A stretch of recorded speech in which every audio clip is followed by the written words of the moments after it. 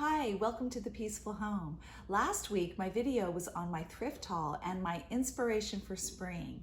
And today I'm going to do a spring tour for you and how it looks a little different this year now that my grandchildren are living with us. I'm also going to show you my favorite pillow trick.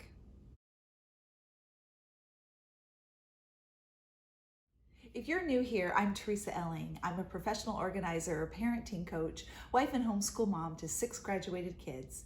What are you doing to decorate for this spring? I would love to hear about it. Leave me a comment below and don't forget to like this video. I would love it if you would subscribe if you're interested in content, all things home and family. One of the struggles in managing a home is functionality and decor. And we kind of balance those things, or we try to, but it can be really tough. It definitely contributes to a peaceful home when we feel that a space is decorated in a way that brings us joy and is just a welcoming place for our family. But sometimes the idea of decorating really gets in the way of our home actually functioning in a way that also brings peace. So if you're going for a more minimalistic look, or you have small children and you don't want too much for them to get into, I'm going to give you 3 tips today that will help. Number 1, make sure that you have real functioning spaces. You have to have an in and out box.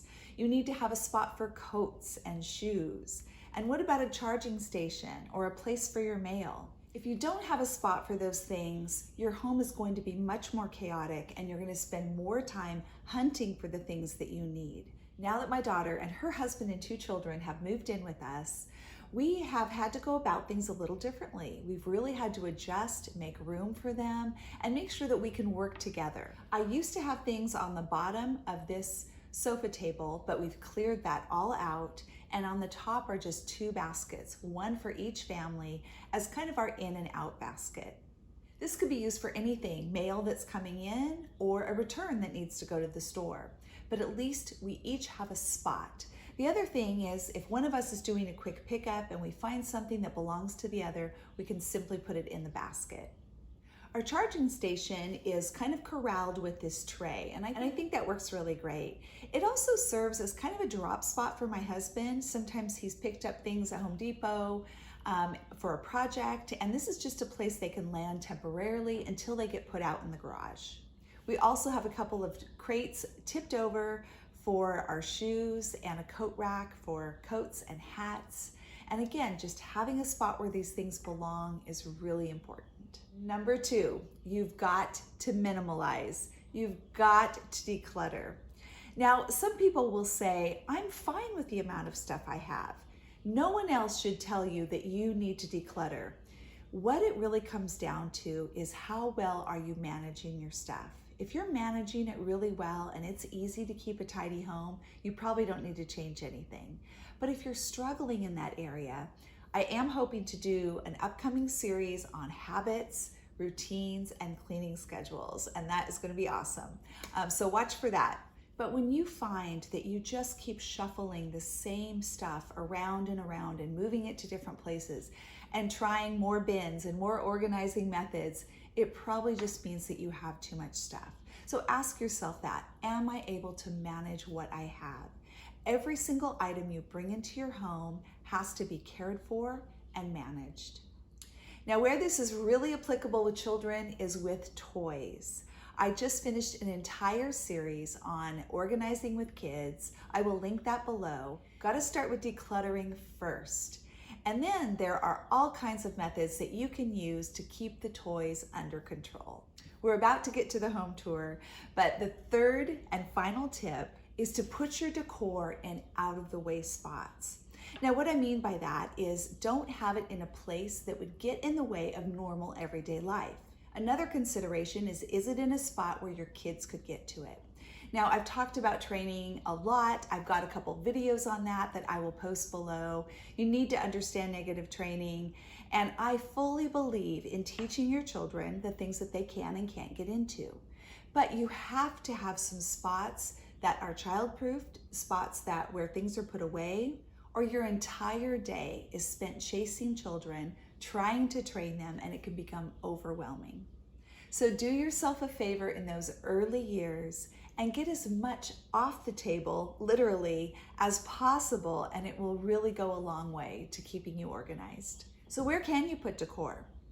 On shelves, windowsills, on tabletops where it's not a commonly used spot. So I probably would not put something on a dining room table that's used 2 or 3 times a day. Keep it clear. Take advantage of walls. Your artwork and anything else you would put on a wall is out of the way. I'm going to start in the living room with my mantle.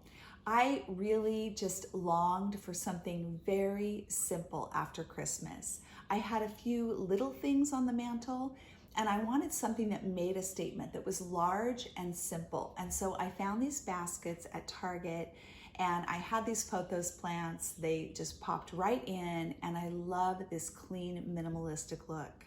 I was able to clear away all of the fire starting stuff and the firewood because we're done with that, and simply have a couple of pillows sitting here.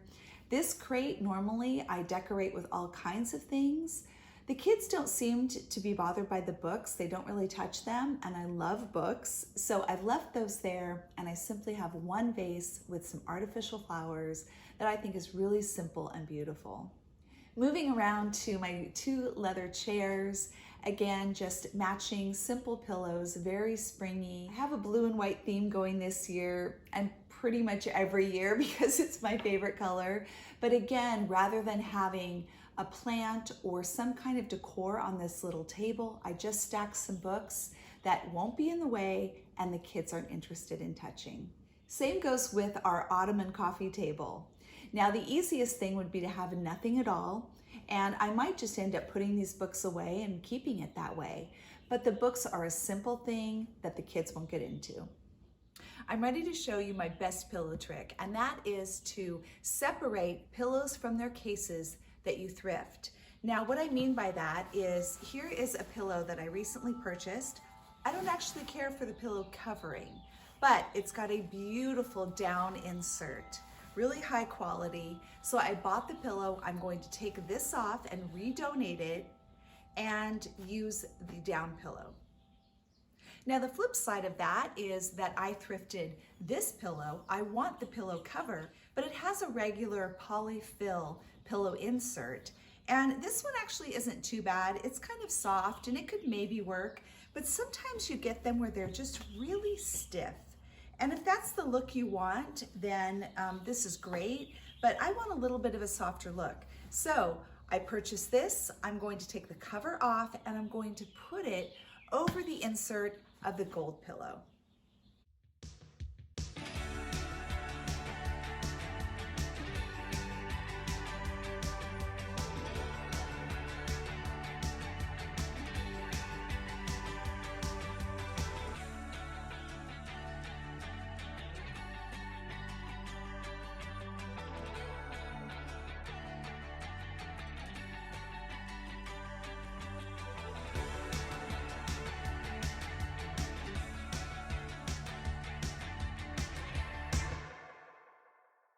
Easiest way that I found to stuff these is to start at one end and kind of push the top of this, stuff in as much as you can, and then flip it over and do the same thing.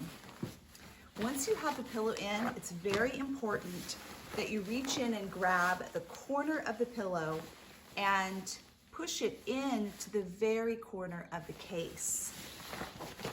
If you need to kind of wiggle the pillow around a little, squish it to get it to form, that works. But as soon as you do that and you set that in there, the pillow stays pretty well. The one thing that you do need to be aware of if you're thrifting for pillows or cases is the size. Now, these 2 pillows are 20-inch and this one is an 18-inch. So if you need to, take a little measuring tape with you so that you can measure and get the size you need.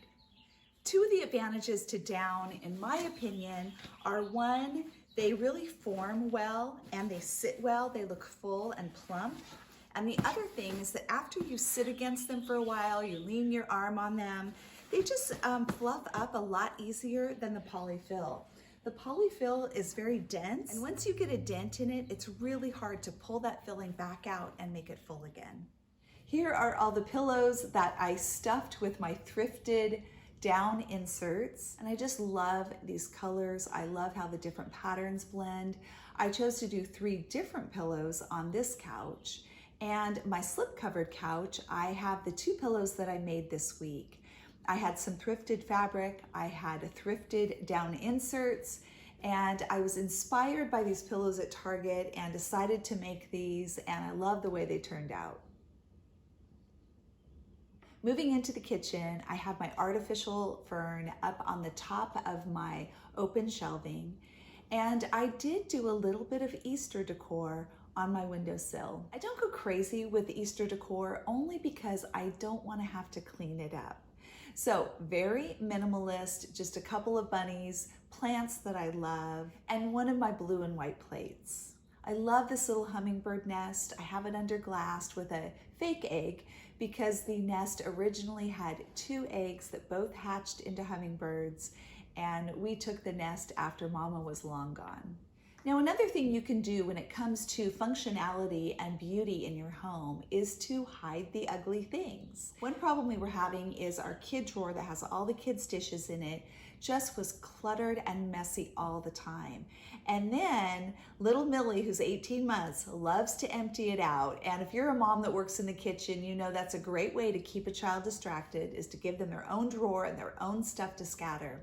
The metal hydro flasks and bottles that Joe has would get dropped on the cement floor, and the sound was horrible. So we decided we would use a basket and put a towel liner in it. That way, anytime we're washing something, it can also function as a drying rack. And so all of the bottles and metal travel cups went in here, and we just cover it with a towel. And that way we don't have to look at something we think is ugly, and it looks beautiful just sitting on the shelf. Joe's milking pail and strainer for her goat are out all the time. They're used twice a day when she milks her goat, and so there's no point really in putting them away. They just got Gladys a short while ago, and she is just adorable. She's right outside the sliding glass door here so that we can keep an eye on her because we do have predators in the area.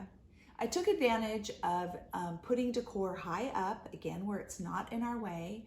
The only thing I really have decorative on my Lazy Susan is this fern, and it doesn't get in the way because there's plenty of space on this for the things that we use daily that need to be right at our fingertips. Now, I personally like a completely cleared refrigerator. I don't like it cluttered up with a bunch of stuff, but going towards functionality, we needed a master calendar that both families could see so that we know what's going on around here, especially with the new Airbnb. Everyone needs to know when a guest is checking in and checking out. So I did put a magnetic one up on my fridge, and that's just a practical thing that I'm not going to let it bother me that my fridge is no longer bare. I'm just going to embrace it because it's something that's going to help our families function better. The kitchen was the spot that I needed to accommodate Joanna the most. She is an avid cook, really amazing. I'm probably gonna put on weight with her living here. She really needed to have her own refrigerator.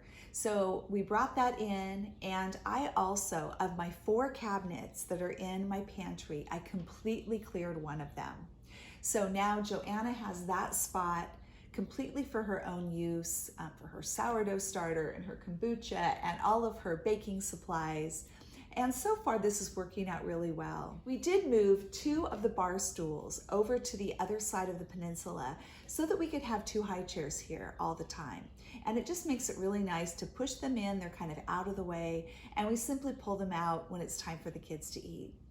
We also have plenty of space at the round dining table behind me, and we even have a high chair that Nehemiah can sit at, and we just pull over a high chair for Millie. For our dinners, I keep that space absolutely clean because we eat there a couple of times a day, and it needs to be able to be wiped off easily without having to push around a plant or a table arrangement or a basket of stuff.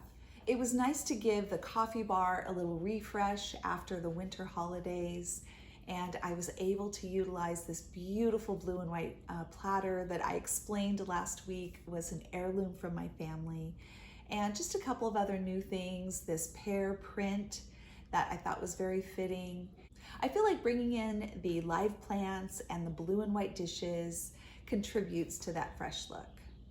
Lastly is our large dining room table, which you can see behind me, that has built-in seating, which has been really awesome. We can just squeeze people in there.